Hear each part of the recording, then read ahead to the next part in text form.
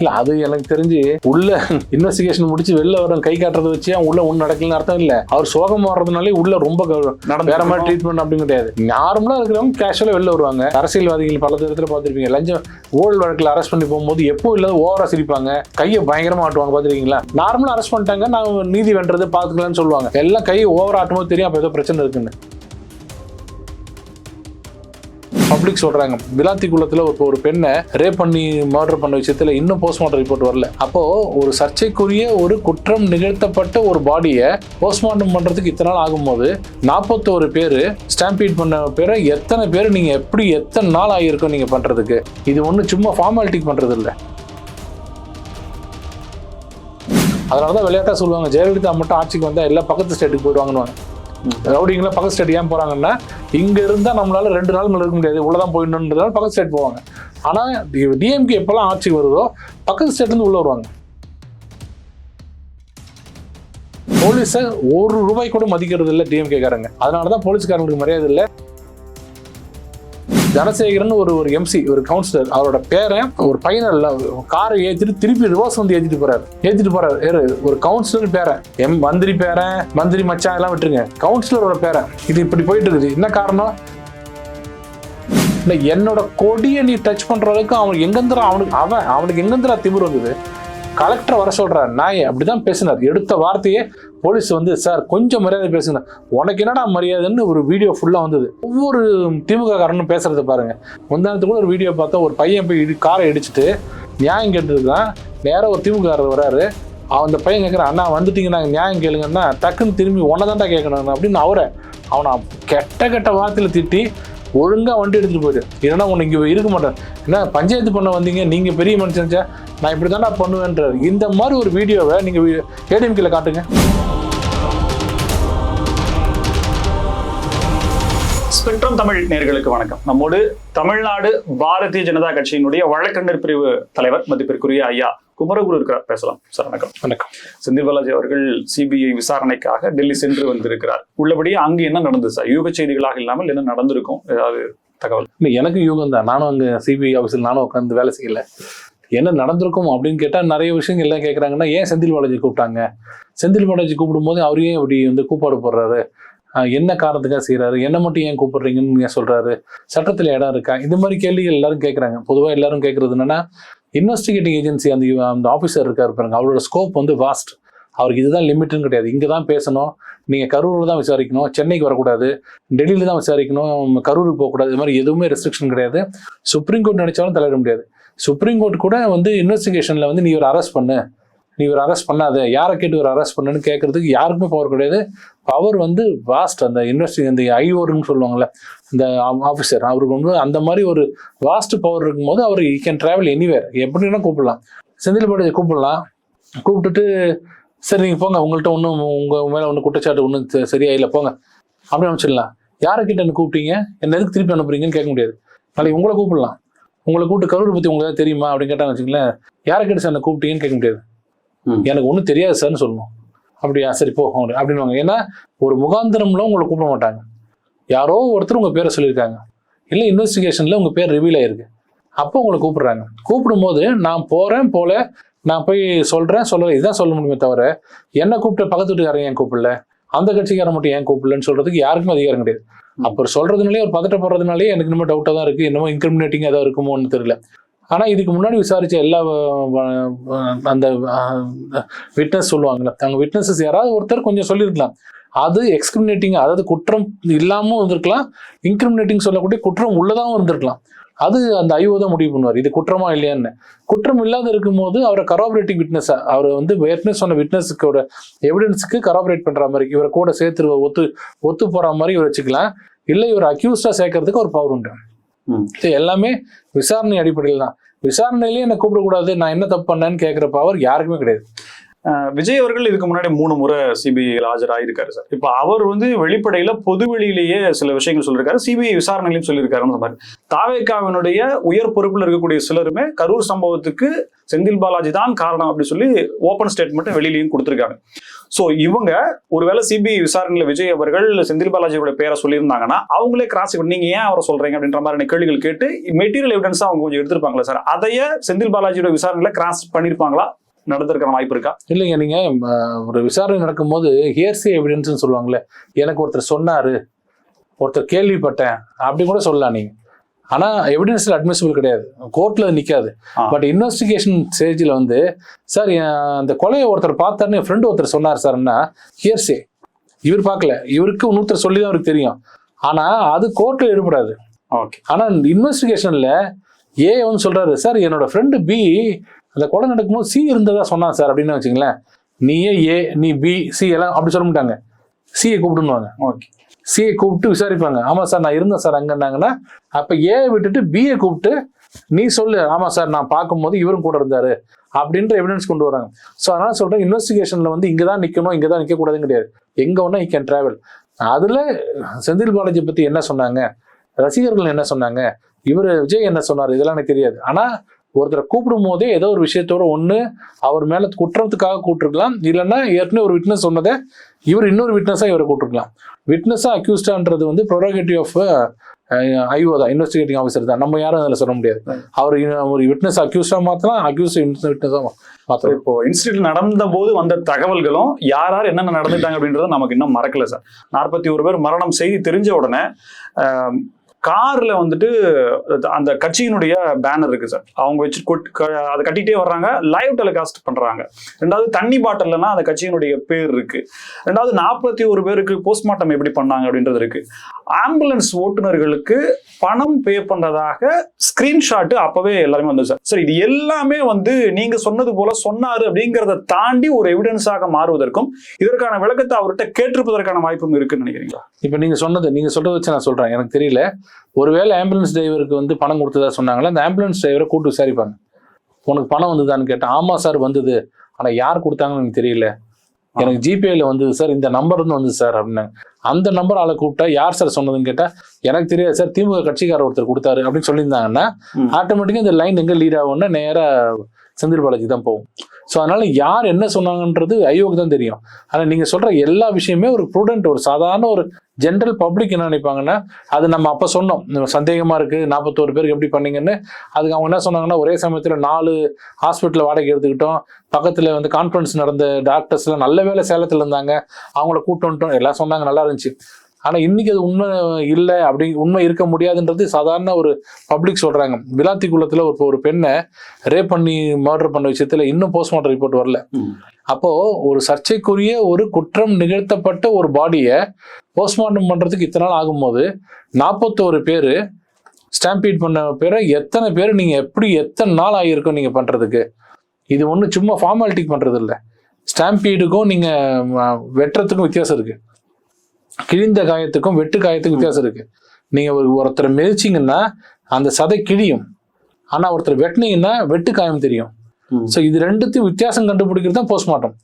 So அது நீங்க அந்த இடத்துல யோசிக்கணும், இது எப்படி எத்தனை பேர் பண்ணிருக்காங்க, அவங்க எவ்வளவு கிரஷ் ஆயிருக்கு, எந்த போன் கிரஷ் ஆயிருக்கு, லங்ஸ்ல எப்படி கிரஷ் ஆச்சுன்னா செஸ்ட்ல மெதிச்சிருக்காங்க, இவ்வளவும் எடுத்து ஒரு ரிப்போர்ட் கொடுத்தா தான் நாளைக்கு கிராஸ் எக்ஸாமினேஷன் வரும்போது அந்த டாக்டரை ஐயா இந்த மாதிரி இந்த நபர் 28வது நபர் ஆகிய சோன்சோ இறந்ததுக்கு வந்து என்ன காரணம் கேட்டா அவரு காரணம் லங்ஸை மிதிச்சதுனால எல்லாம் செத்துட்டாரு. ஐயா லங்ஸ் எப்படி மிதிக்கப்படும், இந்த எதுல மிதிச்சிருப்பாங்கன்னா பூட்ஸ் போட்ட காலில் மிதிச்சிருக்கலாம் அப்படின்னு அவர் சொல்லுவார். இதெல்லாம் எதை வச்சு பண்ணுவாங்கன்னா டாக்டரோட ரிப்போர்ட், போஸ்ட்மார்ட்டம் ரிப்போர்ட்டை வச்சுதான் நீங்க என்டையர் சீனியை கிரியேட் பண்ணணும். டாக்டர் ரிப்போர்ட் தப்பா வச்சுங்களேன், ஒரு பேச்சுக்கு ஒருத்தர் வந்து தலையில உருட்டைக்கட்டில தலை அடிக்கிறாரு, சைட்ல எல்லாம் கையில எல்லாம் அடிக்கிறாரு, தலையில அடிச்சது ரத்த காயம் வந்து அவர் செத்துட்டாரு. ஆனா அவங்க சொல்லும் போது எவிடன்ஸ் சொல்லும் போது பாத்தீங்கன்னா ஒருத்தர் சொல்றாரு, இல்ல சார் பெரிய கத்தியை வச்சு தலையில வெட்டிட்டாரு சார்ன்றாரு வச்சுங்களேன், வெட்டிட்டாருன்னு சொல்றாரு. அதான் குற்றச்சாட்டு, போலீஸோட குற்றச்சாட்டு வந்து தலையில வெட்டிட்டாங்கன்னு. ஆனா டாக்டர் ரிப்போர்ட் எடுத்து படிக்கும்போது பாத்தீங்கன்னா உருட்டுக்கட்டையால் மண்டையில் தாக்கியதால் ஏற்படக்கூடிய காயம் அப்படின்னாங்கன்னா கேஸே போச்சு. அவர் அக்யூட்டல் பண்றாங்க. விட்னஸ் சொல்றது பொய்ன்றுவாங்க. டாக்டர்ஸ் எவிடன்ஸ் கரெக்டா இருக்கு. ஒரு உருட்டை கட்டியில மண்டையில அடிச்சா உடையும் மண்டை, கத்தியில வெட்டினா வெட்டும். அப்போ கத்தியில சொன்னது பொய். இந்த விட்னஸ் பார்க்கவே இல்லை. இந்த நபர் இந்த கொலை செய்திருக்க வாய்ப்பு இல்லை. குற்றத்தை சந்தேகத்திற்கு மீறி நீங்க ப்ரூவ் பண்ணாம தவறிட்டதுனால சந்தேகத்தின் பலனை அக்யூஸ்டுக்கு கொடுத்து விடுதலை செய்கிறேன்னு படத்தெல்லாம் பார்த்துருப்பீங்க. ஏன் சொல்றேன்னா அவ்வளவு சிக்னிபிகன்ஸ் உள்ள ஒரு விஷயம் doctors report, postmortem report. Sir இதுல டவுட்டுக்கான இடமோ இல்ல போஸ்ட்மார்ட்டம் அப்படிங்கிறதுக்கான ஆப்ஷனும் கிடையாது இல்ல சார். இப்ப டாக்டர் ரிப்போர்ட்டுங்கிறது அது எண்டு ஃபுல் ஸ்டாப் வச்சாச்சுல சார். இப்ப அதுதான் டவுட் வந்ததுன்னா ஒண்ணுமே அதுதான் இப்ப எல்லாரும் சொல்றது. ஏன் அவ்வளவு அவசர அவசரமா இதை பண்ணீங்க, பாடியை கொடுத்தீங்க, ஏன் அவசர அவசரமா நடத்துனீங்க? இது ஒரு விஷயத்த வச்சு அவங்க பண்ணல. அந்த நெரிசல்ல செத்துட்டாங்கன்றது மட்டும் இல்ல, அதுக்கு அடுத்து நடந்த ஒரு விஷயமும் சந்தேகத்துக்கு இடமாவே போயிட்டு இருக்கு பாருங்க. அதனாலதான் கோர்ட் என்ன பண்ணாங்க, சிபிஐ கொடுத்துருவோம். அதுவும் சிபிஐ கொடுக்கறது இல்லாம மானிட்டர் பண்ற பவரையும் சுப்ரீம் கோர்ட்டோட பழைய ரிட்டையர்ட் நீதிபதி ரஸ்தோகி அவர்களுக்கு கொடுத்து அவர் மானிட்டர் பண்ண இன்வெஸ்டிகேஷன் சொன்னது காரணம் இதுதான். இல்லைன்னா போலீஸ் சுப்ரீம் கோர்ட் பார்த்தோன்னே இதுல ஒண்ணுமே இல்லையே, இறந்தாரு ஒருத்தர் போனோம் போஸ்ட்மார்ட்டம் பண்ண, இதே பாக்குறீங்க விட்டுருப்பாங்க. 41 பேர் இவங்க போஸ்ட்மார்ட்டம் பண்றது சந்தேகத்தை வர வச்சது. சரி, இப்போ செந்தில் பாலாஜி அவர்களுக்கான பிரச்சனைங்கிறது இந்த விஷயத்துல வருவதற்கான வாய்ப்புகள் அப்படிங்கிறது ஒரு அட்வொகேட்டா நீங்க இருக்கும்னு நினைக்கிறீங்களா, இல்ல எப்படி சார்? அது தெரியல எப்படின்னு அவங்க என்ன எவிடன்ஸ் கொடுத்தாங்க, என்ன மெட்டீரியல் கொடுத்தாங்க வச்சுதான் வரும். பட் பதட்டப்படுறதை பார்த்தாலே ஏதோ பண்ணிருக்காருன்னு தான் எனக்கு தோணுது. அது கான்டாக்ட் ஆஃப் தி அக்யூஸ்ட். என்ன மட்டும் ஏன் கூப்பிடுறீங்கன்ற அந்த ஒரு வார்த்தையிலேயே இல்ல என்ன மட்டும் ஏன் கூப்பிடுறீங்க, மத்தவங்க அங்க இல்லையா, நான் மட்டும் தான் இருந்தேனா, அப்படி கூப்பிடுறதுனாலயே இந்த கான்டாக்ட் ஆஃப் தி அக்யூஸ்ட்ன்றது முக்கியமான விஷயம். அதாவது நீங்க பதட்டம்ன்றது எவிடன்ஸ் பொதுவான எவிடன்ஸ் ஆக்ட்ல முக்கியமானது. இப்போ நீங்க லஞ்சம் வாங்குறாரு ஒருத்தர் தாசில்தார், அவர் பறக்கும் படை பிடிக்கும் போது கான்டாக்ட் ஆஃப் தி அக்யூஸ்ட் தனியா எழுதுவாங்க. அவர் என்ன செஞ்சாருன்னா வெளுத்து போய் முகத்துல வேர்வை கை நடுங்கின, இதெல்லாம் கான்டாக்ட் ஆஃப் அக்யூஸ்ட். பிடிச்ச உடனே எதுக்கு என்ன பிடிக்கிறீங்க, என்னாச்சு உங்களுக்கு, யார் நீங்க அப்படின்னு கேட்டாருன்னா அவருக்கு எந்த பிரச்சனையும் இல்லை, அதை வச்சு அக்யூட் பண்ணுவாங்க. அவ்வளவு விஷயம் கான்டாக்ட்ன்றது. அப்போ இவரோட கான்டாக்ட் எப்படி இருக்கு பாருங்க. ஐயோ என்ன ஏன் கூப்பிடுறீங்க, நான் தான் ஒரே ஆளை மாட்டினான்னு, என்ன மட்டும் யாரும் தெரியாது உங்களுக்கு, என்ன நினைச்சிட்டு இருக்கீங்கன்னு அப்படி கத்தும் போது ஏன் இப்படி கத்துறாருன்னு போது எல்லாருக்கும் ஒரு சந்தேகத்தை வரும். சரி, இப்போ விஜய் அவர்கள் விசாரணைக்கு போகும்போது வெளியில வந்த விதம், ஓபன் அந்த கார்ல மேல ஓபன் பண்ணிட்டு ஹாய்ன்னு சொல்லிட்டு ரொம்ப சந்தோஷமா வந்தாரு. சிபிஐ அலுவலகத்துக்குள்ள இருந்து வெளியில வரும்போது இது வரைக்கும் விசாரணை முடிஞ்சு யாருமே வந்ததில்லைன்னு சொல்லி அதை பிரேக் பண்ணாங்க சார் நியூஸ். ஆனா இவர் விசாரணை முடிஞ்சு வெளியில வராரு, வந்த உடனே ரொம்ப பொலைட்டா ரொம்ப குவைட்டா போய் கார்ல உட்காந்து எந்த பேட்டி கொடுக்கல. சென்னை வந்துதான் அவரு பேட்டி கொடுக்குறாரு. ஸோ இதுவுமே அவரு அங்க என்ன நடந்திருக்கும் அப்படிங்கறத நம்ம யூகிக்க முடியுமா சார்? இல்ல அது எனக்கு தெரிஞ்சு உள்ள இன்வெஸ்டிகேஷன் முடிச்சு வெளில வர கை காட்டுறதை வச்சு அவங்க உள்ள ஒன்றும் நடக்கலன்னு அர்த்தம் இல்லை. அவர் சோகம் வர்றதுனாலே உள்ள ரொம்ப வேற மாதிரி ட்ரீட்மெண்ட் அப்படின்னு கிடையாது. நார்மலா இருக்கிறவங்க கேஷுவலா வெளில வருவாங்க. நான் ஒண்ணுமே தப்பு பண்ணலன்றவங்க ஓவரா வெளியில காமிச்சு கை காட்டுறது, கையில காட்டுறது, சிரிக்கிறது, அதெல்லாம் தேவையில்லை. எப்போ இது பாத்தீங்கன்னா இந்த அரசியல்வாதிகள் பல இடத்துல பார்த்துருப்பீங்க, லஞ்சம் ஊழல் வழக்கில் அரெஸ்ட் பண்ணி போகும்போது எப்போ இல்லாத ஓவரா சிரிப்பாங்க, கையை பயங்கரமா ஆட்டுவாங்க. பார்த்துருக்கீங்களா? நார்மலா அரெஸ்ட் பண்ணிட்டாங்க, நான் நீதி வென்றது பார்த்துக்கலான்னு சொல்லுவாங்க. எல்லாம் கையை ஓவர் ஆட்டும்போது தெரியும் அப்போ ஏதோ பிரச்சனை இருக்குன்னு. அதனால எதையுமே நீங்க சிரிச்சுட்டே வெளில வர்றதுனாலேயே அவர் உள்ள சந்தோஷமா வந்தாருன்னு நினைக்காதீங்க. எப்பேற்பட்டவங்க இருந்தாலும் நான் ஒரு வழக்கறிஞனா சொல்றேன், நீங்களா இருந்தாலும் சரி நாங்களா இருந்தாலும் சரி, யார் ஒரு வழக்கு விசாரணைக்கு உள்ள போயிட்டு வெளில வரும்போதும் டென்ஷன் தான் இருக்கும். நீங்க குற்றம் செய்யலைன்னா கூட சரி, விட்னஸா போனா கூட சரி, அந்த அட்மாஸ்பியர், அவங்க கேட்கிற கேள்வி விதம், எங்க ஒரு வார்த்தை தப்பா சொன்னா நம்மள அக்யூஸ்ட் ஆக்கிடுவாங்களோ அப்படின்ற பயமே உங்களை டென்ஷன் ஆகிடும். வெளியில சிரிக்கிறதுலாம் எல்லாராலையும் சிரிக்க முடியாது சார். பொதுவா புலனாய்வு அமைப்புகளை மத்திய அரசு தவறாக பயன்படுத்துது, தன்னுடைய தேவைக்காக தன்னை எதிர்த்து நிற்கக்கூடியவங்களுக்கு எதிராக பயன்படுத்துதுன்ற குற்றச்சாட்டை திமுக வைக்கிறாங்க. திமுகவில் தான் செந்தில் பாலாஜி அவர்கள் இருக்கிறார். ஏன்னா தேர்தல் நெருங்கிடுச்சு, தேர்தல் நேரத்தில் மீண்டும் விசாரணைக்கு வாங்க அப்படின்ற மாதிரி இருந்தது அப்படின்னா இது எந்த மாதிரியான அரசியல் தாக்கத்தை ஏற்படும்? இல்ல, சிபிஐ டெல்லி ஸ்பெஷல் எஸ்டாப்ளிஷ்மெண்ட் ஆக்ட்ல அமாவாசை அன்னைக்கு லீவ் விடணும், தேர்தல் நேரத்தில் சிபிஐ மூடிடணும், லாக் பண்ணிடணும், அப்படிலாம் எதுவுமே இல்லை. சிபிஐ தனியாக அது பாட்டு நடந்துட்டு இருக்கோம், எலெக்ஷன் தனியாக நடந்துட்டு இருக்கோம். சிபிஐன்றது ஓவரால் இந்தியா முழுக்க இருக்க ஒரு பாடி.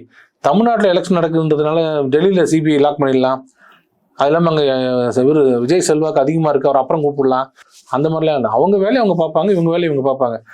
அதுக்கு சுத்தமாக சம்பந்தம் இல்லை. இது எல்லாரும் சொல்ற குற்றச்சாட்டு தான். கை பாவையாக இருக்குது, கால் பாவையா இருக்குது, சிபிஐ எப்படி இருக்குது, இடி உங்கள்கிட்ட இருக்குது, எல்லாமே.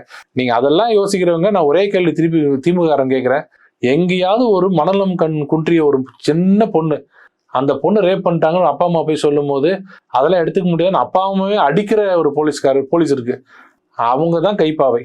நேத்து முந்தானத்து விளாத்திக்குளத்துல பெண் காணாம போச்சுன்னு போய் கொடுத்தா மகளிர் காவல் நிலையத்துல கொடுன்னு சொல்லி அடுத்த நாள் சொல்றாங்க பாருங்க, அவன் தான் கைப்பாவை. என்ன நம்மள சொல்றது, சிபிஐலாம் சொல்லக்கூடாது. சிபிஐலாம் நேரடியே வராது, 2-3 கோர்ட்டுக்கெல்லாம் போயிட்டு தான் அங்க வரும். பிரைமே ஃபர்ஸ்ட் இருந்தா சிபிஐக்கு போவோம். ஆனா செயின் அறுத்தாலும் சும்மா கம்மல் அறுத்தாலும் எங்க போவோம்னா முதல்ல போறது போலீஸ் ஸ்டேஷன். போலீஸ் ஸ்டேஷன் முன்னு உருப்படி நடத்த சொல்லுங்க. அது யார் கைப்பாவை கால் பாவைன்னு அப்புறம் பாத்துக்கலாம். இங்க ரேப் பண்ணிட்டு போய் சொன்னாலே நாளைக்கு வாங்கன்னு சொல்ற போலீஸ் வச்சுக்கிட்டு இவங்க இங்க இந்த ஏஜென்சி எப்படி சொல்ல முடியும்? திமுகவுக்கு ஆதரவாக செயல்படக்கூடிய அதிகாரிகள் குறிப்பா காவல்துறையில தான் இருக்காங்க அப்படின்னு நேற்று நடைபெற்ற அந்த கூட்டத்துல கூட, அதாவது கோட் ஆஃப் கண்டக்ட் வந்த பிறகு அனைத்து கட்சி கூட்டம் அப்படிங்கிறது அர்ச்சனா பட்நாயக் பண்றாங்க. அதுல பாஜகவினுடைய மாநில செயலாளர் கராத்தே தியாகராஜன் அவர்கள் சொல்றாரு என்னன்னா, அவங்களுக்கு ஆதரவான நபர்கள் இன்னமும் இருக்கிறாங்க. குறிப்பா உளவுத்துறை ஐஜி செந்தில்வேலனை வந்து சொல்றாரு, என்ன போஸ்டிங்ல அவர் இருக்காரு, இன்னும் அவர் மாற்றப்படலைன்ற கருத்தை சொல்றாரு. ஏற்கனவே அண்ணாமலை அவர்கள் கரூர் எஸ்பியை பத்தி சொல்லி அவர் மாற்றப்பட்டிருக்காரு. ஸோ இந்த மாதிரியான விஷயங்களை நீங்க எப்படி எடுத்துக்கிறீங்க? இல்லை, எலெக்ஷன் அனௌன்ஸ்மெண்ட்டை 2 விஷயமான ஆளுங்க இருப்பாங்க. ஒன்று வந்து 3 இயர்ஸ்க்கு மேலே ஒரே இடத்துல இருந்தாங்கன்னா மாற்றிடணும், ஒன்று ஃபேவரட்டிசம் வரும்ன்றதுக்கு. இன்னொரு விஷயம் என்னென்னா, அவங்களோட செயல்பாடுகள் கவர்மெண்ட்டோட ஃபேவராகவோ எலெக்ஷனுக்கு கமிஷனுக்கு அகேன்ஸ்டாக இருந்தாலும் அவங்க மாற்றலாம். பொதுவாக நான் பார்த்ததுல எல்லா கமிஷனர்ஸும் மாற்றுவாங்க. எந்த எலெக்ஷன் அனௌன்ஸ் பண்ணாலும் டிஜிபியிலேருந்து கமிஷனர்ஸ்லேருந்து எல்லாத்தையும் ஒரு தடவை ஷஃபில் பண்ணுவாங்க. ரொம்ப இல்லை, சென்னையிலேருந்து ஈரோடுக்கு மாற்றுவாங்க, ஈரோடுலேருந்து திருநெல்வேலிக்கு மாற்றுவாங்க, திருநெல்வேலியிலேருந்து மதுரைக்கு மாற்றி சும்மா மாற்றி விடுவேன். ஷஃபில் பண்ணுறதுனாலேயே நீங்கள் போய் செட்டில் ஆகிறதுக்கு 20 நாள் ஆகும். அங்கே போய் இருந்து யாரு என்ன எந்த ஊர் எங்கே முடியுது அப்படின்னு பார்க்கறதுக்கு 20 நாள் ஆகிடும். அதுக்குள்ளே எலெக்ஷன் முடிஞ்சிடும். இதான் அதோட தாற்பயம். நிறைய பேர் அங்கேயே உட்காந்து ஃபுல்லாக உட்காந்துருக்கு. இப்போ கமிஷனர் இருக்காரு, சென்னை கமிஷனர் அருண், அவர் எவ்வளோ ஃபேவரா கவர்மெண்ட்டுக்கு நடத்திப்பாருன்னு எல்லாத்துக்கும் தெரியும், உலகத்துக்கே தெரியும். அவர் எது பேசினா கவர்மெண்ட் ஃபேவரா தான் இருப்பாரு. அவரை வச்சு நம்ம எலெக்ஷன் நடத்த முடியாது. சென்னையில் அவர் வச்சு எலெக்ஷன் நடத்தினா திமுக ஃபேவரா தான் போகும். அப்போ அவரை கண்டிப்பாக மாற்றணும். நாங்களும் சொல்றோம், எல்லாரும் சொல்லுவாங்க மாற்றி தான் தீரணும், மாற்றிடுவாங்க. எனக்கு தெரிஞ்சு ஏன்னா ரொம்ப நாளாக ஃபேவரா இருக்காரு, எல்லாருக்கும் தெரியும். அண்ணா பல்கலைக்கழகத்திலேயே அவர் வந்து ஓவரா முன்னாடி வந்து ஒரே ஒரு சிங்கிள் அக்யூஸ் தான் அப்படின்னு சொன்னதுலேருந்து அவர் மேலே ஏகப்பட்ட குற்றச்சாட்டு உள்வெளியிலும் இருக்கு, வெளிவெளியும் இருக்கு. எல்லாருக்கும் தெரியும் அவர் மேலே கவர்மெண்ட்டுக்கு ஃபேவர் பண்றாரு. அது மாதிரி நிறைய அதிகாரிகள் இருக்காங்க தமிழ்நாட்டில். அத்தனை பேரையுமே எலெக்ஷன் கமிஷன் மாற்றணும். சரி, இப்போ சட்டம் ஒழுங்கு தமிழ்நாட்டினுடைய டிஜிபி அப்படிங்கிறது இன்னமுமே ஒரு பெரிய கேள்விக்குறியா இருக்கு. பொறுப்பு டிஜிபி தான் இருக்கு. எலெக்ஷனே வந்தாச்சு. ஏன்னா இன்னமும் இந்த நேரத்துல டிஜிபி நியமிக்கப்பட்டாலும் அது தேர்தல் நேரத்து டிஜிபின்ற ஒரு பேருக்குள்ள வரும். ஆனால் அதுக்கும் வேற மாதிரியான ரூட் எடுக்கிறாங்க. இப்போ டிஜிபிக்கான நியமனம் அப்படிங்கிறது வாய்ப்பு இருக்கா சார்? எனக்கு தெரிஞ்சு டிஜிபி நியமனத்துக்கும் கோட் ஆஃப் கான்டாக்டுக்கும் சம்மந்தம் இல்லை. ஏன்னா அது ரொட்டீனா நடத்துறது. டிஜிபி இல்லைன்னா வேற ஒரு டிஜிபி வரணும், அதுக்கு இதுக்கு சம்மந்தம் இல்லை. பட் வர்றவர் ஃபேவரா இருக்காரா இல்லையாங்கிறத எலெக்ஷன் கமிஷன் பார்க்கும். அவரோட செயல்பாடு பார்த்து அவங்கள மாத்துறதா இல்லை அவரே வச்சுக்கலான்றது எலெக்ஷன் கமிஷன் தான் முடிவு பண்ணும். இப்போ காபந்து அரசு தான், இப்போ அரசாங்கம் சிஎம் வந்து ஸ்டாலின் அவர்கள் சிஎம் இல்லை. இனிமேல் அவர் எதுவும் டிசைட் பண்ண முடியாது யாரை வச்சுக்கலாம் அனுப்பலான்னு. அதனால செந்தில்வேலு அவர்களையும் மாற்றணும்னு ஒரு கோரிக்கை வச்சாங்கன்னா கண்டிப்பா அது மாத்தாகணும். விஜய் அவர்கள், தவிக தலைவர் விஜய் அவர்கள் பெரம்பூர்ல நிக்க போறதாகவும் சில தகவல் வந்துட்டு இருக்கு. அதிகாரப்பூர்வமா இல்ல. ஏதாவது தமிழ்நாட்டில் 234 ஏதாவது ஒரு தொகுதி அளிக்கிறார், அபிடவிட் அவர் தாக்கல் பண்ணி ஆகணும். அப்படி இருக்கும்போது தன்னுடைய மனைவி இன்னும் விவாகரத்து கிடைக்கல, தன்னுடைய மனைவியினுடைய சொத்து விவரங்களையும் அவர் தெரிவிக்கணும் அப்படின்றார். ஒருவேளை அதுல தெரியாமல் தவறாக ஏதாவது பண்ணிட்டார் அப்படின்னா அவருடைய வேட்புமனு நிராகரிக்கப்படுவதற்கான வாய்ப்புகள் இருக்குன்ற ஒரு தகவல் இருக்கு. உண்மையா? அதாவது ஒரு நாலேஜ் ஆஃப் அ பர்சன் வாங்க, அதுதான் முக்கியம். ஒய்ஃப்ன்றதுனாலே இவங்க எல்லா நாலேஜ் இருக்காது. நாலேஜ் இருக்கிற விஷயத்த மட்டும்தான் அவர் பண்ணணும். ஒரு உதாரணத்துக்கு ஒய்ஃப் ஒரு தோட்டம் வச்சிருக்காங்க வச்சுங்க, இவர் அடிக்கடி இங்கே போயிட்டு வர்றாரு, மாசத்துக்கு ஒரு தடவை அங்கே போயிட்டு வர்றாருன்னா எனக்கு அந்த மாதிரி இருக்கிறதே தெரியாதுன்னு சொல்ல முடியாது. ஆனா அவங்களே 200 சவரம் வச்சிருக்காங்க, இவர் 200க்கு 100ன்னு போட்டிருந்தாருன்னா அவங்க 200 வச்சிருந்தாங்கன்னா எல்லாருக்கும் எல்லா ஆண்களுக்குமே வந்து எவ்வளவு வச்சிருக்காங்கன்னு தெரியாது. அது ஒரு பக்கம் விட்டுலாம். இன்னொன்னு, அந்த மாதிரி வாங்கி வைக்கிற வீடுகள் எல்லா சொத்து எதா இருந்ததுன்னா இவரோட நாலேஜுக்கு அது வரலன்னு சொல்லி அவர் ப்ரூவ் பண்ண வேண்டிய கடமை அவருக்கு தான் இருக்கு. இதையெல்லாம் இப்ப பண்ண முடியாது.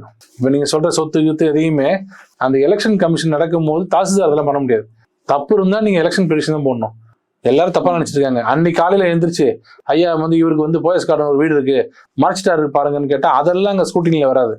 இது எல்லாம் தப்பா நினைச்சிட்டு இருந்ததுன்னா ஸ்கூட்டிங்ல எது வரும்னா உங்களோட குற்ற பின்னணி, உங்க பேர்ல ஏதாவது தவறு இருந்ததுன்னா 2 இடத்துல இருக்க வேண்டிய பேர் ஒரு இடத்துல இல்லவே இல்லை, பேரே இல்லை, அவர் வாக்கே இங்க இல்லை, அவர் சிட்டிசனே இல்லை, அவர் வேற ஊருக்கு இது கன்விக்ட் ஆயிட்டாரு, அவர் இந்த மாதிரி பிளேட்டண்டா இருக்கிறது தான் அந்த இவருக்கு ஆர்வம் இருக்காரு பாருங்க, அவர் டிசைட் பண்ண முடியும். சொத்துல இவ்வளவு மறைச்சாரு, அவர் பேர்ல வந்து ஆடிட்டர்ல வந்து 2,20,00,000 வாங்கின லோனை 2,10,00,000 காமிச்சிட்டாரு. இதெல்லாம் மேட்டர் ஆஃப் ட்ரையல். இதெல்லாம் நீங்க ஆஃப்டர் எலெக்ஷன் ஜெயிச்சாருன்னா எலெக்ஷன் கமிஷன் போய் எலெக்ஷன் பெட்டிஷன் போட்டு நடத்துங்கன்னு. அப்ப எலெக்ஷன் பெட்டிஷன் நடத்தும் போது கோர்ட்ல அவர் ஹி ஹேஸ் டு ப்ரூவ், யார் விஜய் இருந்தாருன்னா ப்ரூவ் பண்ணணும். அவங்க வாங்கின இடம் எனக்கு தெரியவே தெரியாது, அவங்க வாங்கின இடத்துல இருந்து வர்ற வருமானமே ஒரு பேச்சுக்கு வச்சு ஒரு வீடு வாங்கியிருக்காங்க பாண்டிச்சேரியில, லாக் பண்ணி வச்சிருக்காங்க, உங்களுக்கு தெரியாது. இப்பெல்லாம் வீடு வாங்குறதுக்கு அவங்க சைன், இவங்க சைன் வேணாம், புருஷன் சைன் வேண்டாம், இல்ல யார் வாங்குறாங்களோ அவங்க மட்டும் சைன் பண்ணா போதும், அவங்க சைன் பண்ணி வாங்கி வச்சுக்கிறாங்க. இவருக்கு தெரியல, இவருக்கு அப்படியே இருக்காது, அந்த இடத்துக்கும் போனதே இல்லை அவரு. ஆடிட்டோட பேலன்ஸ் ஷீட் பாக்குற பழக்கம் இல்லை, ஜென்யூனான ரிசல்ட் தானே, தானே நெக்லிஜென்ஸ் தானே. நானா இருந்தாலும் நீங்களும் தான் அப்படிதான் இருப்பீங்க. ஆனால் லண்டன் அடிக்கடி போய் தங்கிட்டு வர ஹோட்டல் ரூம், ஒரு வீடு, அந்த வீடு இவங்களுக்கு தான் எனக்கு தெரியாதுன்னு சொன்னா நம்ப முடியாது. அதனால இதெல்லாம் வந்து பெரிய ஒரு குற்றச்சாட்டு, குளறுபடி, இதனால வந்து இதுவே போயிடும், உங்களுக்கு நாமினேஷனே ரிஜெக்ட் பண்ணுவாங்கன்றதுலாம் கிடையாது. சட்டம் ஒழுங்குக்கு மேலும் ஒரு மைல்கல்லாக சமீபத்தில் நடந்திருக்கக்கூடிய ஒரு விஷயம், கணவன் மனைவிக்கான சண்டையில் கணவன் ஒரு ஆசிட் எடுத்து அடிச்சு அந்த பெண்ணுக்கு கிட்டத்தட்ட கண் பார்வையே இல்லாத அளவுக்கான நிலைமையா இருக்கு. அந்த வீடியோ காமிச்சாங்க. இதெல்லாம் எதை உணர்த்துது சார்? ஏன்னா கோட் ஆஃப் கான்டாக்ட் இருக்கிற நேரத்துல என்ன அதிகாரம் மாநில அரசுகளுக்கு இருக்கு? குற்ற சம்பவங்கள் அதிகரித்து கொண்டே இருக்கு, குறையவே இல்லை. போதை மருந்து பழக்கங்களுடைய புழக்கமும் அதிகமா அப்படியேதான் இருக்கு. அப்படின்றப்போ எப்படி எடுத்துக்கிறது சார்? யாருடைய பார்வையில் நீங்க ஒரே நாள் சுவிட்ச் போட்ட மாதிரி எப்படி மாறாது இல்லை? கோட் ஆஃப் கான்டாக்ட் வந்தோடனே எல்லாரும் அப்படியே புனிதரா மாறிடுவாங்களே. எல்லா போலீஸும் அதே தான், அதே போலீஸ் தான், அதே கஞ்சா தான் எல்லாம் இருக்கும். அதுதான் சொல்றேன், இந்த ஷஃபிள் பண்றதுனால கொஞ்சம் பயம் வரும். நான் சொல்றது முழுக்க முழுக்க போலீஸ் மேல மக்களுக்கு பயம் இல்லை, மக்களுக்கு இல்லை, மக்களுக்கு பயம் இருக்கு, குற்றம் செய்பவர்களுக்கு பயம் இல்லை. இதே வந்து இப்போ ஓப்பனா நடந்து போறாங்க, அந்த பொண்ணு பின்னாடி போய் ஊத்துறாரு ஆசிட், பார்க்கும்போது எனக்கு இது எங்க போகுது தமிழ்நாடுன்னு தெரியல. அந்த தைரியம் இல்லை ஒரு முகத்துல. எப்படி கிடைக்குது சார் ஆசிட்றப்போ? மேபி அது ஆசிட் எங்க கிடைக்குங்க, நீங்க கஞ்சாவே கிடைக்குது, ஆசிட் போய் கேக்குறீங்க, ஆசிட் எங்க போய் கிடைக்கும்? கஞ்சா தான் கிடைக்கும். ஒரு நாட்டுல ஆசிட் எங்க வாங்கலாம்? பாத்ரூம் கழுவு போறோம்னா ஆசிட் கொடுத்துருவாங்க. அந்த ஆசிட் ஒன்றும் ஹைட்ரோக்ளோரிக் ஆசிட் அது ஒன்றும் ஆக, கை ஒரு மாதிரி சுறுசுறுன்னு தான் இருக்கு. கண்ணுல பட்டீங்கன்னா, கண்ணுல பட்ட உடனே ரின்ஸ் பண்ணா கொஞ்சம் கம்மி. அதே நீங்க கான்சென்ட்ரேட்டடா மேல ஊத்துனீங்கன்னா, எந்த கண்ணு ரொம்ப சென்சிட்டிவானது தானே. அவர் முகத்துல இருக்க அந்த இதை பார்த்த அந்த குரூரத்தை பார்த்தேன், அவர் அதெல்லாம் கவலையே படலை. என்னெல்லாம் யாரு வந்து போலீஸ் வந்து டச் பண்ணி என்னெல்லாம் பண்ண முடியுமான்ற திமிர்ல தான் இருக்காரு. இந்த குற்றம் செய்பவர்கள் உடம்புல இருக்க திமிர் இருக்கு பாருங்க, பாடி லாங்குவேஜ், அதைத்தான் நாங்க முதல்ல இருந்தே கண்டிக்கிறோம். அங்கதான் போலீஸ் வரணும், போலீஸை பார்த்தா நடுங்கணும். இதே நபர் யூபி போனாருன்னா இதை பண்ணிருக்க மாட்டாரு, இதை பண்ணிருக்க மாட்டார். இதை பண்ணணும்னு மக்கள் ரோட்ல வந்து நைட்டு வராங்க, அந்த மாதிரி கத்துறாங்க, யாருமே வரல வெளில. என்ன காரணம்? அகெயின் போலீஸ் மேல நம்பிக்கை இல்லை மக்களுக்கு. இதான் சொல்றேன், யூபியில வந்து பாருங்க. ஏன் யூபியில ஏன் சொல்றேன்னா, பெண்ணுக்கு ஒரு பிரச்சனைனா 4 பேர் வந்து கேட்பான். ஏன்னா கேட்டா போலீஸ் வந்தாருன்னா 4 பேரும் தட்டி கொடுத்து வெல்டன்ட்டு போவாங்க. நம்ம ஊர் போலீஸ்கார் என்ன பண்ணுவாரு, உன்னை யார் இங்க வர சொன்னது, உன்னை யார், அவருக்கு ஃபேவரா இருப்பாரு. அதனால இவங்க யாரும் போக மாட்டாங்க. அதனால குற்றம் செய்யறவங்களுக்கு மனசுல ஒரு தெம்பு வருது. தெம்பு வர வர குற்றம் செய்பவர்கள் மட்டும் தெம்பு வந்துச்சுன்னா அந்த நாட்டுல லா அண்ட் ஆர்டர் இருக்காது. அதனாலதான் விளையாட்டா சொல்லுவாங்க, ஜெயலலிதா மட்டும் ஆட்சிக்கு வந்தா எல்லாம் பக்கத்து ஸ்டேட்டுக்கு போயிடுவாங்கன்னு. ரவுடிங்கெல்லாம் பக்கத்து ஸ்டேட் ஏன் போறாங்கன்னா, இங்க இருந்தா நம்மளால 2 நாள் மேல இருக்க முடியாது, உள்ளதான் போயிடணுன்றதுனால பக்கத்து ஸ்டேட் போவாங்க. ஆனா டிஎம்கே எப்பெல்லாம் ஆட்சிக்கு வருதோ பக்கத்து ஸ்டேட்ல இருந்து உள்ள வருவாங்க. நமக்கு நல்ல இடம் கிடைச்சிருச்சு, தமிழ்நாடு தான் பெஸ்ட், தமிழ்நாட்டுக்கு போயிடலான்னு. காரணம், ஒவ்வொரு திமுக காரனும் பேசுறத பாருங்க. முந்தானத்து கூட ஒரு வீடியோ பார்த்தா, ஒரு பையன் போய் காரை இடிச்சுட்டு நியாயம் கேட்டுருக்கான். நேரம் ஒரு திமுக வர்றாரு, அந்த பையன் கேட்கறான், அண்ணா வந்துட்டீங்கன்னா நியாயம் கேளுங்கன்னா, டக்குன்னு திரும்பி ஒன்னதான்டா கேட்கணும் அப்படின்னு அவனை கெட்ட வார்த்தையில திட்டி ஒழுங்கா வண்டி எடுத்துட்டு போயிடு. இல்லைன்னா உன்னை இங்க இருக்க மாட்டேன், என்ன பஞ்சாயத்து பண்ண வந்தீங்க, நீங்க பெரிய மனுஷன், நான் இப்படிதான்டா பண்ணுவேன்றாரு. இந்த மாதிரி ஒரு வீடியோவை நீங்க ஏடிஎம்கேல காட்டுங்க. நான் கூட்டணி கேட்க சொல்ல, எம்ஜிஆர் வளர்த்த ரத்தம்னு வாங்கல, எம்ஜிஆர் வளர்த்த கட்சி, அந்த அம்மா வளர்த்த கட்சின்னு எங்காவது ஒரு இடத்துலயாவது ஓப்பனா நான் யார் தெரியுமா அப்படின்னு ஒருத்தர் சொல்லுங்க. ஏன்னா அவங்க ரத்தத்திலேயே இந்த மாதிரி எழுத்து பேசுறது இருக்காது. ஏன்னா கட்சி அவனுக்கு இது எடுக்கும். நல்ல உதாரணம் காஞ்சிபுரம் எம்எல்ஏ இருக்காரு, காஞ்சிபுரம் எம்எல்ஏ எழிலரசன். அவர் ஒரு நாள் ஒரு அந்த இன்ஸ்பெக்டர் டிஎஸ்பி பேசுறது மட்டும் போட்டு காமிக்க சொல்லுங்க. வார்த்தை வாயில பேச முடியாத வார்த்தையெல்லாம் பேசிட்டு கூப்பிடுறான் அவன் கலெக்டரை, என்னோட கொடியை நீ டச் பண்ற அளவுக்கு அவனுக்கு எங்கந்திரா, அவனுக்கு எங்கந்திரா திமிர் வந்தது. கலெக்டர் வர சொல்றாரு, நாயே அப்படிதான் பேசினார். எடுத்த வார்த்தையே போலீஸ் வந்து, சார் கொஞ்சம் மரியாதை பேசுங்க, உனக்கு என்னடா மரியாதைன்னு ஒரு வீடியோ ஃபுல்லா வந்தது. அது மாதிரி இந்த திமுக இந்த பார்த்துட்டு இருக்க திமுக காரன் கேட்கிறேன், எவனா ஒருத்தனாவது ஏடிஎம் காரன் ஒன்னு காட்ட சொல்லுங்க இந்த மாதிரி. ஏன்னா பிளட்லயே அது வராது. அச்சோ இப்படி பேசிட்டா அந்த அம்மா தூக்கி போட்டுருவாங்க, எம்ஜிஆர் தூக்கி போட்டுருவாரு. அவங்களே இல்லைன்னா கூட இன்னும் அந்த பயம் இந்த இருக்கு. பயம் இல்ல, வளர்ப்புன்னு இருக்கு இல்லைங்க. ஒரு வளர்ப்பு எப்படின்னா அப்படி பேச மாட்டாங்க. சார் என்ன சார் அப்படி பேசுறீங்கன்னு. ஆனா இவங்க அந்த வளர்ப்பே, இந்த கருணாநிதி வளர்ப்பு, ஸ்டாலின் வளர்ப்புன்னா எவ்வளவுக்கு எவ்வளவு பேசுறீங்களோ அந்த எழிலரசன் அன்னில இருந்து இன்னும் மேலதான் போயிட்டு இருக்காரு. அவரு ஒரு கட்சி தலைவர் கூப்பிட்டு, நான் உள்துறை அமைச்சர், என் கீழே இருக்கிற ஒரு எஸ்பியும் டிஎஸ்பியும் பார்த்து இப்படி பேசுறியே, எனக்கு அசிங்கம் இல்லையா அது, அவனுக்கு மன்னிப்பு கேள்வி சொல்ல எவ்வளோ நேரம் ஆகும். அப்ப என்கரேஜ் பண்றாரு ஸ்டாலின். சூப்பர், இவர் தான் நல்லா, இவருக்கே நம்ம மந்திரி பதவி கொடுக்காம விட்டோம், நெக்ஸ்ட் டைம் கொடுத்துருவோம் அப்படின்னு நினைக்கிறாருல்ல. அதுதான் இங்க பிரச்சனையே. அதுதான் இந்த பெண்ணுக்கு வர்ற வரைக்கும் அதுதான் பிரச்சனை. போலீஸை ₹1 கூட மதிக்கிறது இல்லை டிஎம்கே காரங்க. அதனாலதான் போலீஸ்காரங்களுக்கு மரியாதை இல்லை. தனசேகரன் ஒரு எம்சி, ஒரு கவுன்சிலர், அவரோட பேரை ஒரு பையனை காரை ஏற்றிட்டு திருப்பி ரிவர்ஸ் வந்து ஏற்றிட்டு போறாரு. ஒரு கவுன்சிலர் பேரை, மந்திரி பேரை, மந்திரி மச்சான் எல்லாம் விட்டுருங்க, கவுன்சிலரோட பேரை. இது இப்படி போயிட்டு இருக்குது. என்ன காரணம்? எங்க தாத்தா இருக்காரு, என்ன மீறி எவன்டா அரெஸ்ட் பண்ணுவான்னு. அடுத்த நாள் கோர்ட்டுக்கு, போலீஸ் ஸ்டேஷன் கூட்டு போறாங்க இன்வெஸ்டிகேஷனுக்கு. அவர் நடந்த அந்த ஸ்டைல போட்டு பாருங்க. ஓட்டு போறதுக்கு முன்னாடி இந்த நாட்டுல இருக்கிற ஒவ்வொரு மக்களும் அந்த சீனை பார்க்கணும். இதுக்கு மேலேயும் தமிழ்நாடு திரும்பியும் வந்து திமுக கையில் நல்லா இருக்கும்னு நினைச்சீங்கன்னா உங்க தள்ள நீங்களே மண்ணை போட்டுக்கிறதுன்னு சொல்லுவேன். ஓகே, நன்றி சார். பல்வேறு தகவல்கள் நன்றி. மீண்டும் சந்திப்போம். இணைந்திருங்கள் ஸ்பெக்ட்ரம் தமிழோட. நன்றி.